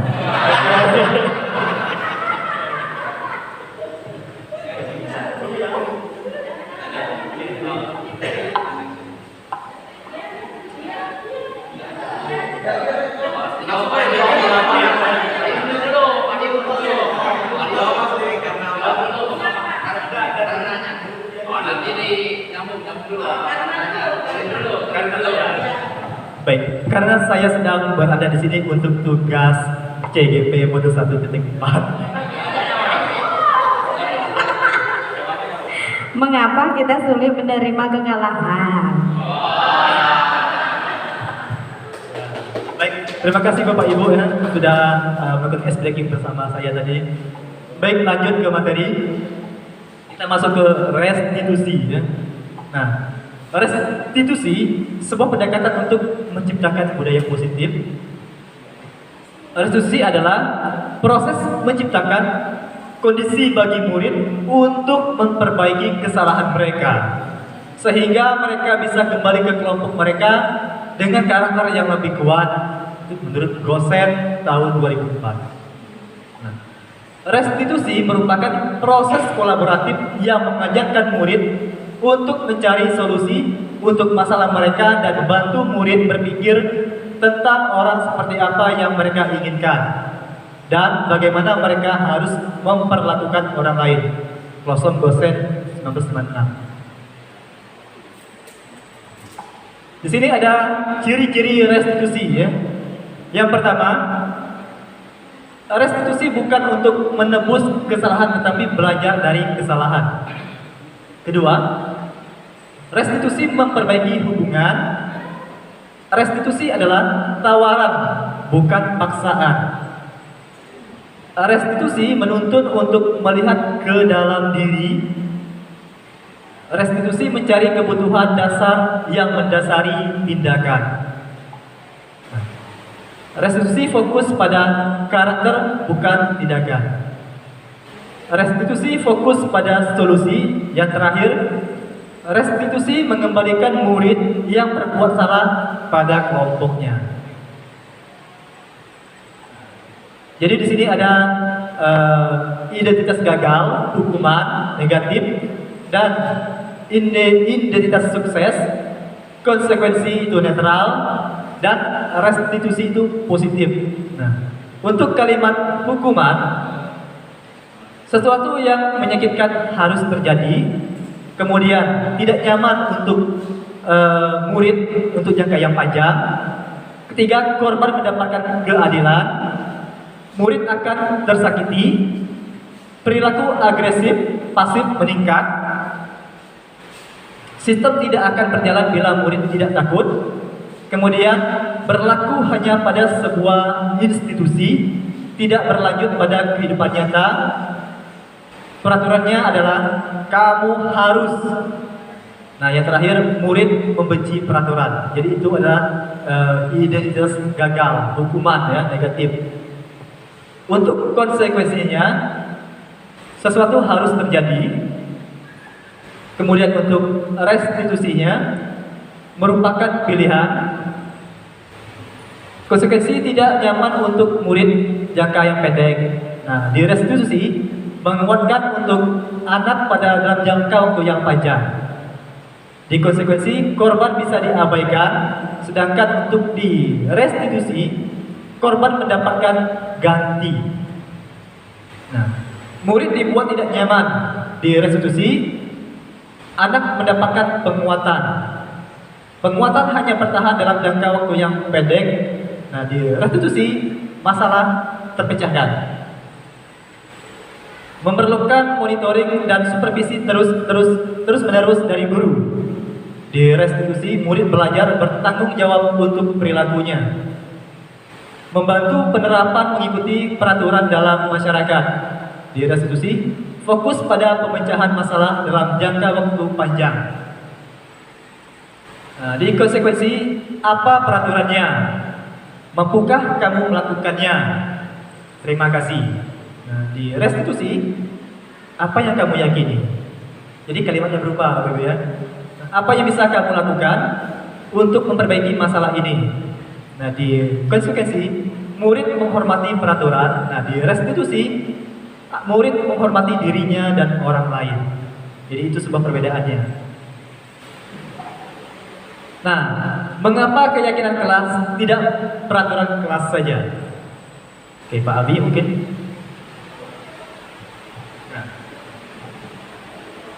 mengapa keyakinan kelas tidak peraturan kelas saja? Betul, Pak Abi? Tes cek 1 2. Baik, kalau misalkan untuk keyakinan kelas adalah ada yang namanya kepercayaan diri. Ketika dia yakin akan sesuatu hal atau yang sudah disepakati oleh kelas, maka itu meyakinkan dirinya untuk mengikuti kelompok tersebut. Kenapa tidak peraturan kelas? Karena kalau misalkan peraturan kelas, maka ada sisi di mana dia tidak akan menerima akan konsekuensi dari peraturan ataupun hukuman dari peraturan kelas tersebut. Baik, terima kasih Pak Abi. Pak Gur?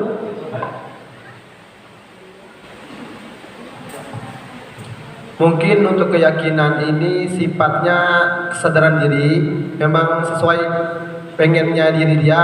Kalau peraturannya lebih ke pemaksaan, nah, sehingga membuat dia tidak rela. Nah, itulah mungkin kurang lebih, Pak. Oke, baik.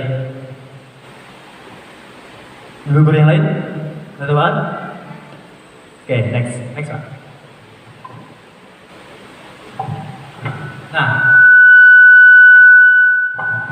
mengapa kita memiliki peraturan tentang penggunaan helm pada saat mengendarai kendaraan bermotor, roda 2? Mengapa kita memiliki peraturan tentang menggunakan masker dan mencuci tangan setiap saat? Nah, mengapa Bapak Ibu? Ini pertanyaan penting. Mengapa kita memiliki peraturan tentang penggunaan helm pada saat mengendarai kendaraan roda 2 atau motor? Oke.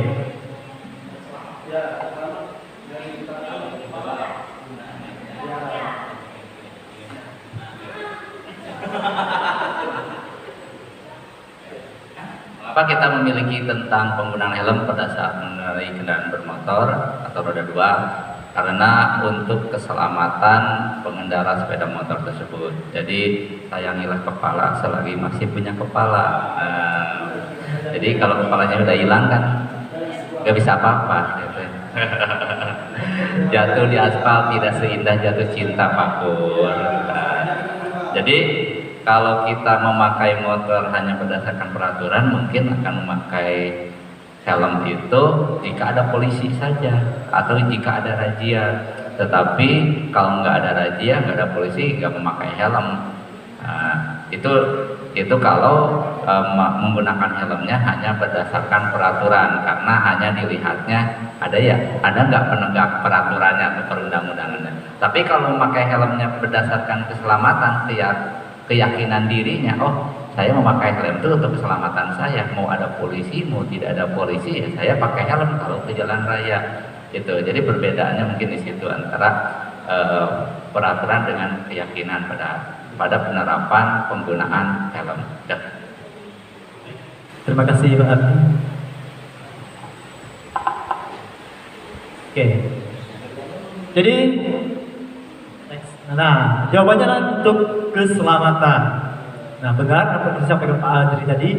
Kalau kita masih sayang dengan kepala kita, maka gunakanlah helm.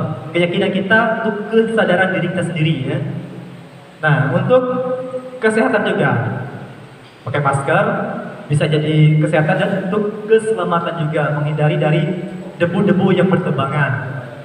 Nah, karena keselamatan dan kesehatan itulah yang disebut dengan keyakinan, yaitu nilai-nilai kebajikan yang dapat memberikan motivasi intrinsik seseorang. Nah, mengapa keyakinan kelas tidak peraturan kelas? Menurut dosen, sesuatu keyakinan akan lebih memotivasi seseorang dari dalam atau memotivasi secara intrinsik. Seseorang akan lebih tergerak dan bersemangat untuk menjalankan keyakinannya. daripada hanya sekedar mengikuti serangkaian peraturan.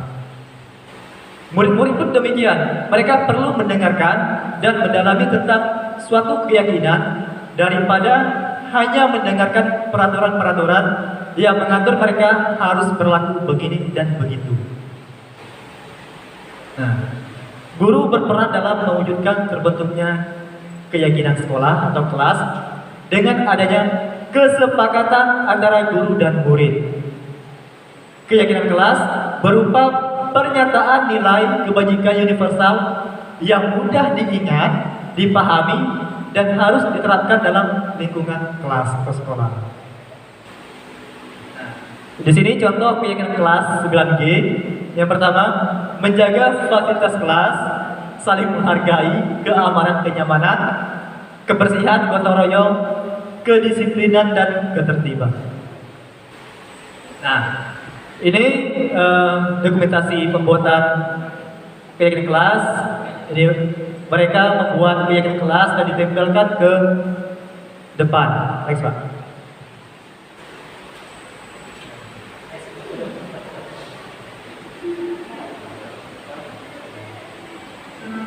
Jadi ini ada video pembuatan keyakinan kelas kemarin. Jadi ini tidak perlu ditanggapi ya.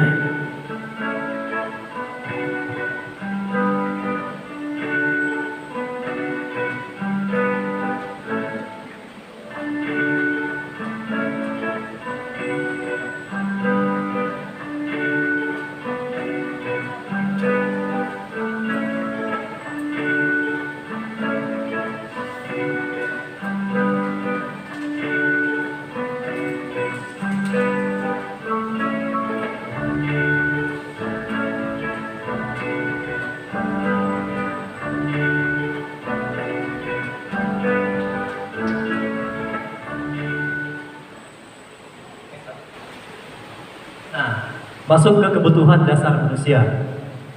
Kebutuhan dasar manusia adalah segala sesuatu yang kita lakukan untuk mendapatkan apa yang kita inginkan.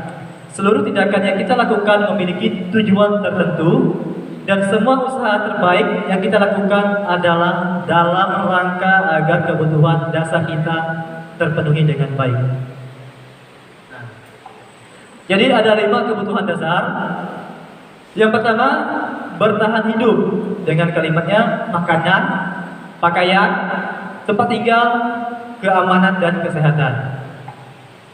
Kemudian kesenangan, kebutuhan untuk merasa senang, bermain, humor, antusias, dan tertawa. Kemudian kebebasan, mandiri, memiliki pilihan, mencoba hal baru, mampu mengendalikan dirinya. Kemudian ada pengakuan atas kemampuannya, harga diri, keinginan untuk dianggap pemimpin, berprestasi, diakui, dan didengar. Yang terakhir, kasih sayang dan rasa terima kasih. Ada rasa diterima, ingin dipedulikan, berbagi, bekerja sama, menjadi bagian dalam kelompok. Jadi 5 kebutuhan dasar manusia ini tidak lepas dari kita Bapak Ibu. Inilah yang kita miliki. Kita perlu tempat tinggal, kita perlu merasa senang, ya. Kemudian kita juga mau bebas. Oke, kira-kira masuk akal nggak nih? Masuk akal kan? Oke. Nah, ini contoh ya. Nah, Yufio adalah wali kelas 9 sedang bingung menghadapi ulang salah satu muridnya yaitu Nadib. Tahu Nadib? Bukan kemarin ya. Beberapa murid kelas 9 datang kepadanya dan mengeluhkan Nadib yang sering meminta bekal makan siang kepada mereka dengan paksa. Nah, jika kita menghadapi situasi seperti Ibu Vio, apa yang akan Bapak Ibu lakukan? Menurut Bapak Ibu, kira-kira apa alasan Nadib melakukan hal itu? Oke.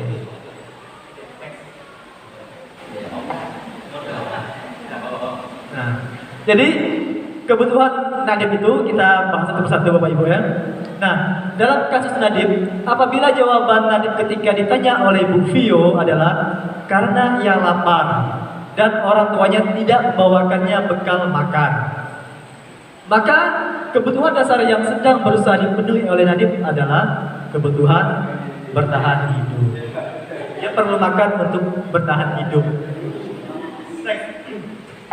Nah, apabila jawaban Nadiem adalah karena dia merasa senang temannya jadi memperhatikan dia, ketika temannya melapor pada guru dan guru memberitahukan orang tuanya, sehingga orang tuanya menjadi memperhatikan dia, maka kebutuhan dasar yang sedang dipenuhi Nadiem adalah kebutuhan akan kasih sayang dan diterima.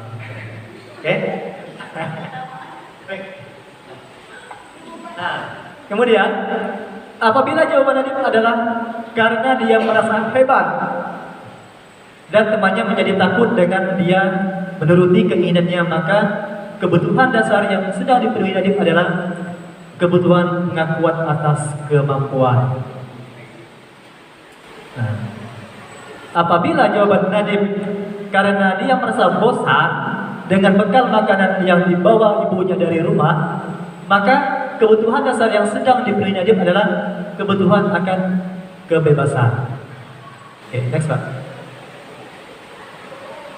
Nah, bagaimana kira-kira jika jawaban Nadiem alasan dia melakukan hal itu karena merasa memenuhi kebutuhan dasar akan kesenangan?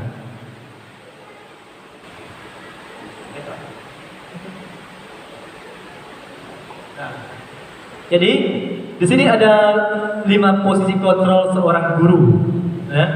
Jadi ada penghukum, pemantau, manajer, teman, dan membuat rasa bersalah. Di penghukum, kamu selalu saja salah. Patuhi aturan saya atau awas. Ya. Kemudian untuk pemantau, peraturannya apa? Apa yang sudah kamu lakukan?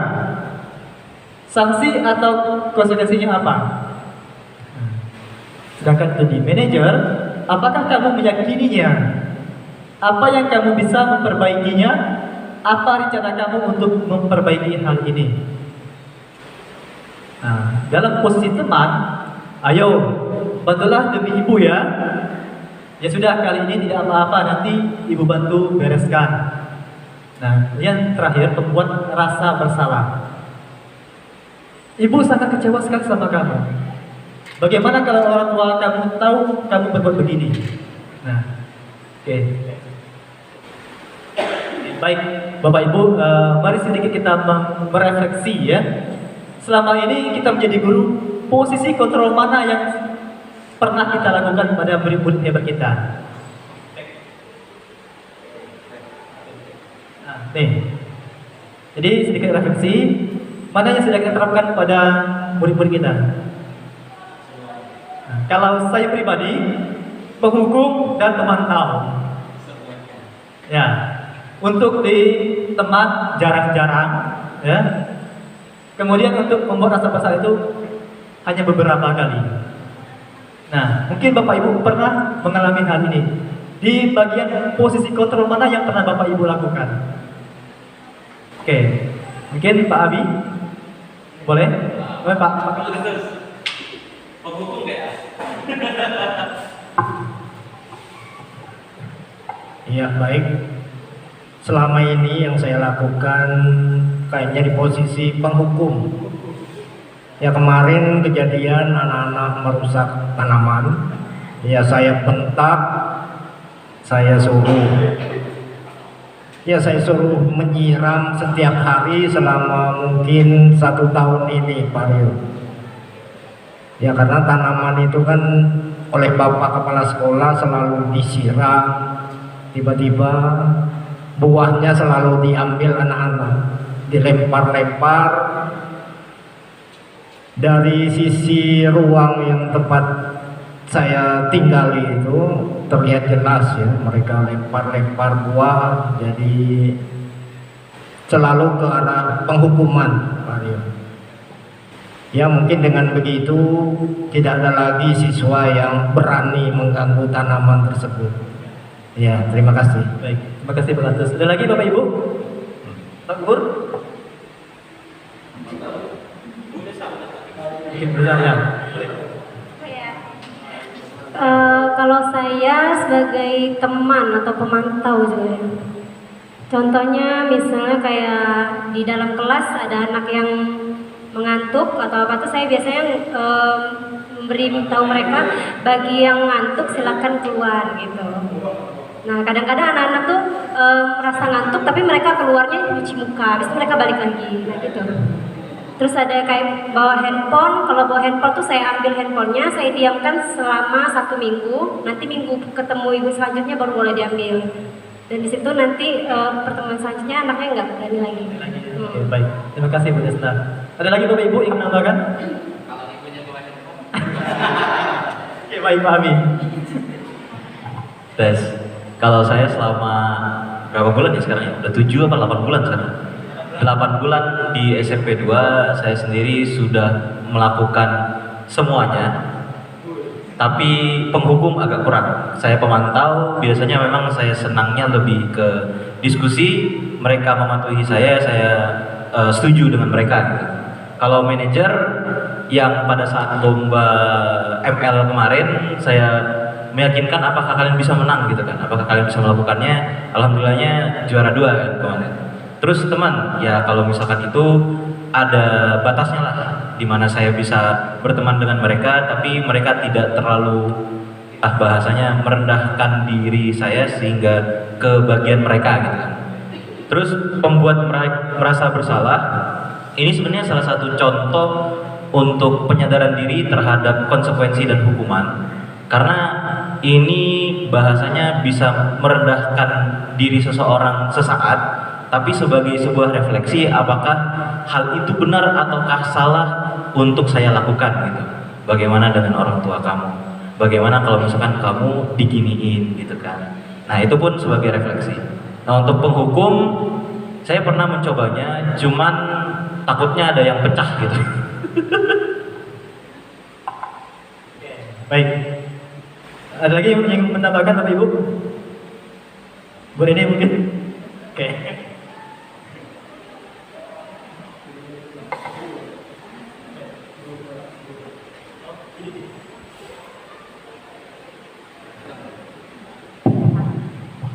Kalau saya kayaknya menghukum jarang ya, kayaknya kebanyakan nggak ada ya menghukum ya.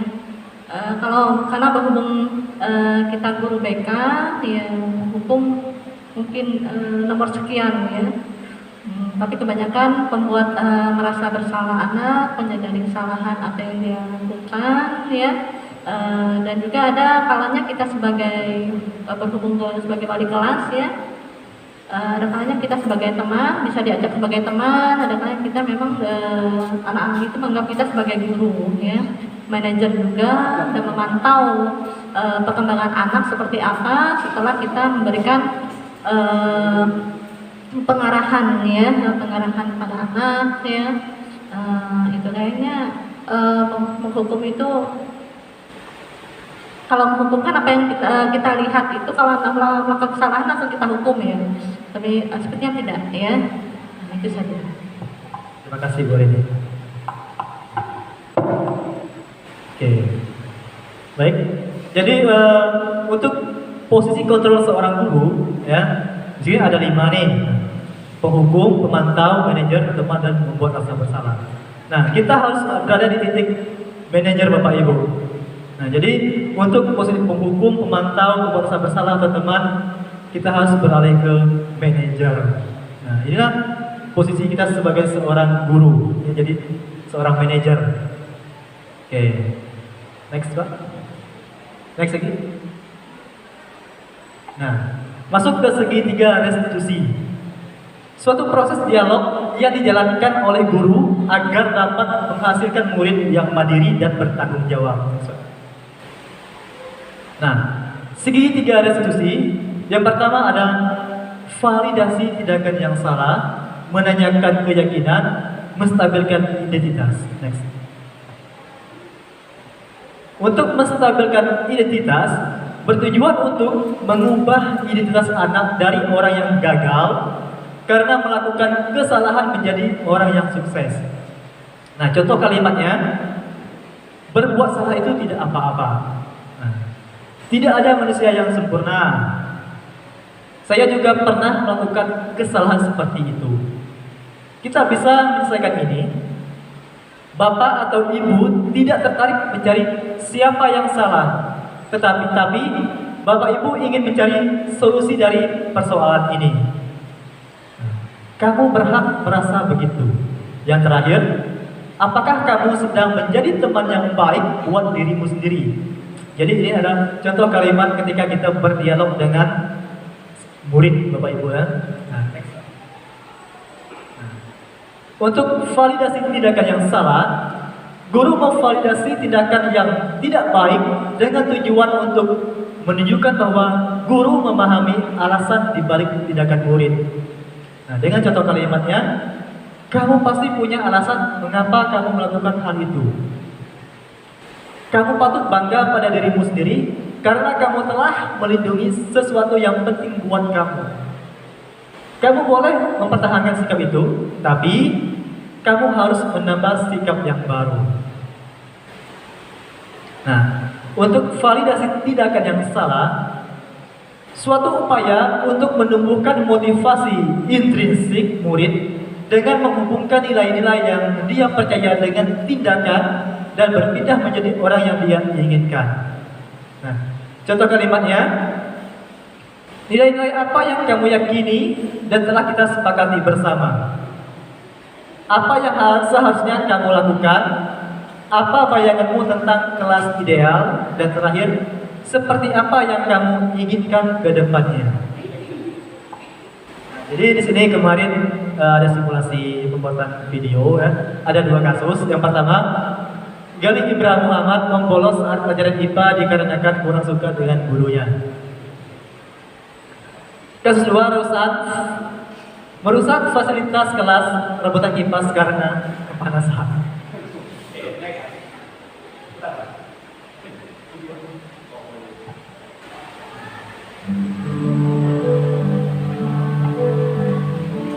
Ini contoh Bapak Ibu ya.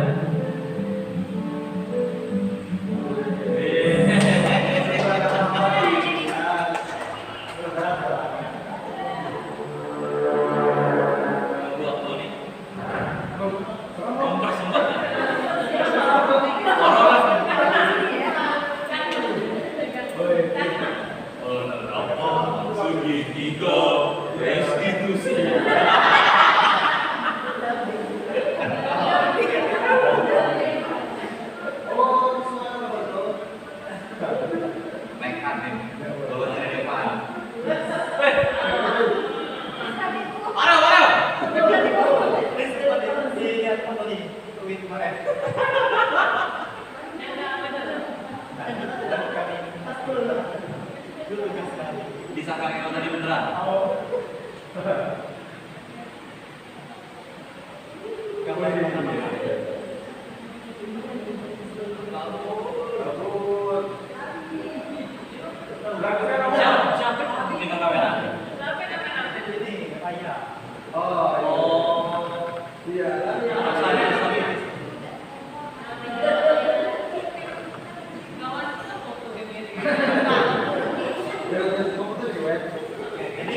Di sini jangan dilihat kening saya ya Bapak Ibu ya.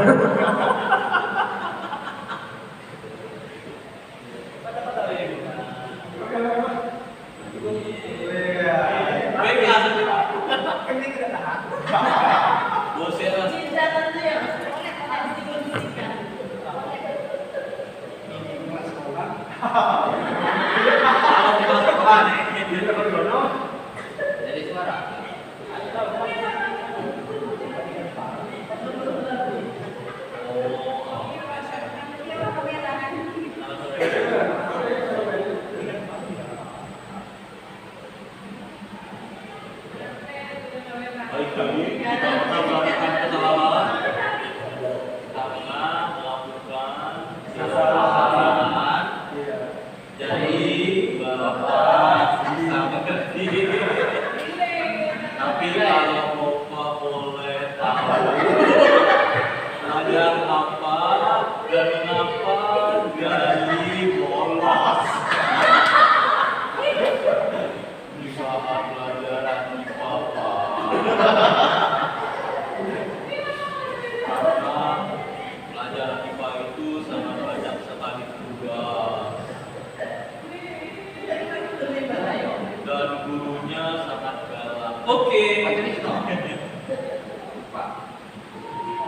Tadi ya simulasi Pak, kemarin. Simulasi. Gimana Pak? Karena kemarin pas mereka pilih tata karya tentang di ruang kami, jadi sebenarnya tahunnya kemarin saya juga bolos. Baik, yakin apa yang sudah kita sepakati bersama. Saya masuk Islam. Bersama. Tanggung jawab.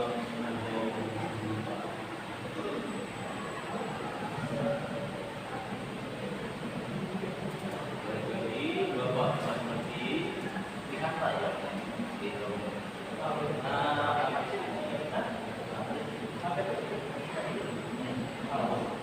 Tapi di kampanye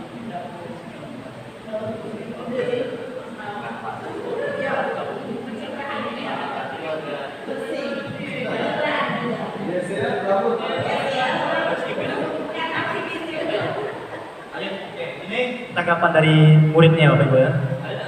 Ade.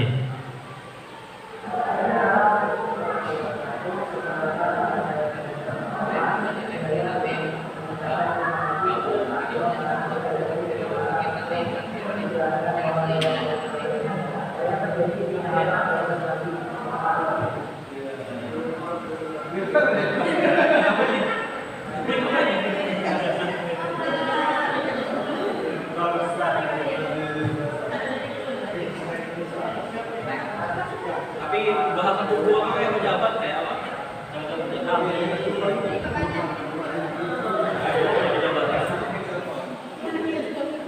Oke, jadi ini pembiasaan positif berdiskusi dengan kepala sekolah dan rekan sejawat ya, yang kemarin Bapak Ibu ya. Nah, next Pak. Ini contoh kegiatan bela positif, ada videonya juga ini.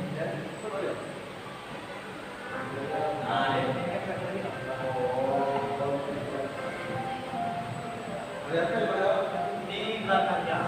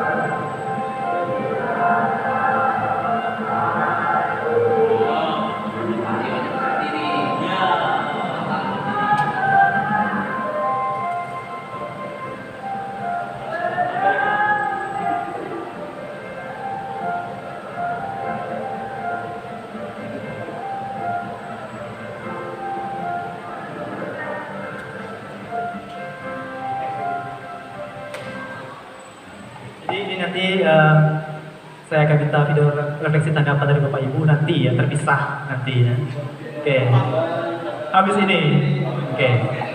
Nah. Oke. Baik Bapak Ibu, sekian dari berbagai praktik diseminasi budaya positif TGP 1.4. Dengan ini saya harap bisa mengimbaskan kepada Bapak Ibu semuanya. Dan saya akhiri wabillahi taufiq wal hidayah. Wassalamualaikum warahmatullahi wabarakatuh.